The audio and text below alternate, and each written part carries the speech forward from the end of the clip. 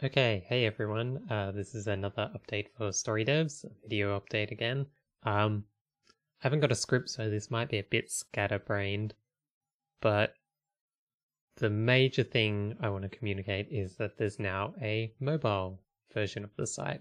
It's not fully featured yet, but it's mostly got navigation working. So I don't really know where to start, so I'll just start doing stuff.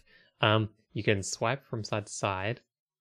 You'll notice that we were previously on the home page, and then I'll open up another tab so that we can sort of compare. Okay, so this is the normal site. Normally you have the page here on the left, and then the search column is here on the right. If you expand that, you get the talent database. And the page is still like over here on the left. If you collapse it, page appears on the left. So they maintain the same sort of spatial position relative to each other. It's just that they're arranged differently because there's not enough space on a smartphone. So, you can tap up here. Like you can tap, for example, you can tap profile and you'll just go straight there. You can tap back on home or results, search, whatever. And this little icon here tells you that the columns here are referring to the talent database. So yeah, you can swipe from side to side, but you can only swipe to adjacent columns. So I can only swipe from results to search. Well, that's actually technically not true. You can just like go like this, but on a real phone, you would not be able to do that. This is just in Chrome's dev tools, which allows me to sort of scroll past where the real screen would be. Anyway, so that's that. You also notice that these columns become highlighted when when you have the mode selected, just to let you know that this is the sort of context you're in. And then if you select a page, this all gets deselected or de-emphasized. And then what else? You can. What the fuck? Okay, that's not supposed to be happening. Okay, we just hit a bug in the middle of this. I'm going to keep recording because, it's buggy. I'm still working on it. Doesn't matter. What happened was I've only just implemented the swiping. And so when you swipe from, say, the home page to the search or whatever, or to the results, it records where you are. But if you switch to, say, the home page from this bar up here, this navigation bar, it doesn't know where you are, so it still thinks you're in results right now. So if you go to home and then you go to swipe again, it'll jerk you over to results, because it's like, where am I? Took me a while to figure out what was going on there. So anyway, let's continue. That's a minor bug. I'll fix that after this. So yeah, and then, as per usual, you can scroll. There's a little bit of jankiness, like it sort of pans side to side while you're trying to scroll up and down. I haven't fixed that yet. That's another bug, but it's all good. So you can scroll down here as usual. It's going from side to side and looks really awful, but it's all good. Yeah, and another thing was that these scroll bars that I'm using, these, you can't really see it on this one very clearly, but we'll go to the about page. What is that? Okay, so these scroll bars are the only things that I haven't custom made myself. Everything else I've done by myself, and that caused a bit of a problem with the touch feedback. It was interrupting, like it was catching all the touch events. And what that means is basically anytime anytime like a finger touching the surface of the phone was detected, the scroll bar would sort of swallow up the fact that happened and would not tell my code that happened. So I had to edit their code a bit, and I'm not familiar with it, and it's really long and convoluted. Not convoluted, but their style of coding is really one that I don't like, and makes it hard to read. So I still need to go back in and sort of fix that to make it so it doesn't go from side to side when you're scrolling up and down. But yeah, that's the price for getting the touch events to even work in the first place for now. Also, if you scroll too far, you get this rebuke of your attempt to go further. I might remove that for the final thing. It's a bit, maybe put a bit more of a professional message there. As you saw just before, there's this menu here now that allows you to switch between pages and modes. So there's this little icon here. I thought about making that tappable, but it's sort of it's too small. Like, and what would even appear if you tapped it? Like, would it be a tiny narrow column of more icons? Like, that would be really weird. And there's no icon for the pages. I mean, I could add one, but So you have this little menu, and it's got that little animation that it does, which is sort of nice. And yeah, if you switch the mode to, like, say, assets, it'll switch the column names here as well as the icon. So click assets now, and change the icon, and it changes this to asset. These two columns happen to have the same name because it's still a search, it's still results. This avatar at the top here is supposed to show you how it would look if you were logged in.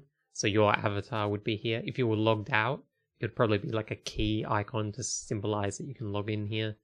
And then, in the menu, if you were not logged in, instead of account, it would say something like login, register, but instead it says account and log out. And I haven't got an icon for like these two buttons because I just couldn't be bothered. But yeah, that's all good. So I think that's it. I don't think there's anything else major. I mean, this isn't an actual phone, obviously, so there's probably going to be phone-specific bugs for a while until I iron them out. I don't even have a smartphone at the moment, so that's compounds the difficulty of doing this. But yeah, you can change like the size here. Like, this is supposed to be an iPhone 6 Plus. Like, I don't really know how accurately that represents it. I don't know whether it's just like the dimensions this is simulating. It's also simulating the device pixel ratio, which probably means nothing to you, and I can't be bothered explaining it. So let's look at the iPhone 5. As you'll notice, the site's title is at 100%. Yeah, briefly appeared there for some reason. The site's title, it's too narrow to fit there. I had a choice between either leaving the stripes there or leaving the title there. I left the title there originally, but it looked very odd by itself. So I decided to leave just the stripes there, which would be a bit weird maybe if you visited there for the first time or something. But I mean, the name of the site's like in the address, so if you forget where you are, I mean, to hell with you. I don't know. Oh, and another thing I forgot to point out before, which I was going to, was that like right now we're in the about page and it says, about up there. If you swipe to the side into these columns over here, it'll change to like whatever mode you're in. So it's assets here in this case. So yeah, that's that. I cannot think of anything else. Oh yeah, there's a few little annoying hangovers from this originally being designed for a desktop computer.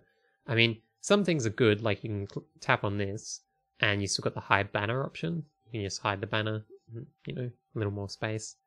I'll restore that. We still have the stack groups option, which is basically useless because they have to be stacked for a mobile device. Stack options, that's useless on this device, but if you go to the iPhone 6, why does that keep? Okay. If you go on the iPhone 6, you can see they can actually be fit side by side. So having the stack options option is still fine. So that's that. And, the hiding groups works. I showed that last video, so I won't show it again. But sometimes when you click on things, or not click, tap on things, it stays like that. I don't know whether it does that on phones or not. I hope not, but it might. So you just tap again to get rid of it. It's same on like these things here, like they stay. It's as though you're still hovering over it, which looks very weird because when you hover over like something that's checked, I can show you here. When you hover over something that's checked, it shows the cross, but because you can't hover on a touch device, it so you have to deselect it again. It's very sort of annoying, but it is what it is. Yeah, I keep saying I think that's it, but I think it really is this time. Oh, and the modals still work. Oh, I don't have a button there. How do I show you this? I suppose I can just go directly there. Yeah, it still works. You can't see the bottom of it because the phone preview is too tall for the window, and you cannot hide all this cruft up here, which is really irritating. I don't know why it does that. Even if we go in full screen, it's sort of, you can barely see the bottom, but you can see the form fits into the phone, so it's fine. The scroll bar also appears as it's supposed to. I don't have an example of that because this is tall enough to fit it in there. Yeah, that's all good. So the preview of the site, when I update the www.site, this is the beta site. If we get out of full screen, you can see it's beta. So you can actually visit the site now on a phone and try this out if you want to. But when I update the www.site, this will not, you'll not be able to log in. I'll probably just hide this for now, the avatar thing, and there'll be no account, no register, no logout, but there'll be reserve handle and subscribe to the mailing list, so they will still be there, and that'll all be good. Oh, I just remembered one last thing. If you go to the about page, yeah, that's a really annoying bug. If you go to the about page, it looks sort of fine here, and I adjusted these little icons so they fit in a little grid. They still look a little awkward here, but whatever. It's still a bit annoying, like how the text is formatted. I probably made the text a bit too large, like, you're not blind, but it's sort of, the headers get indented weird or wrap weird, but yeah. That's all good, so I'll wrap up now and catch you later.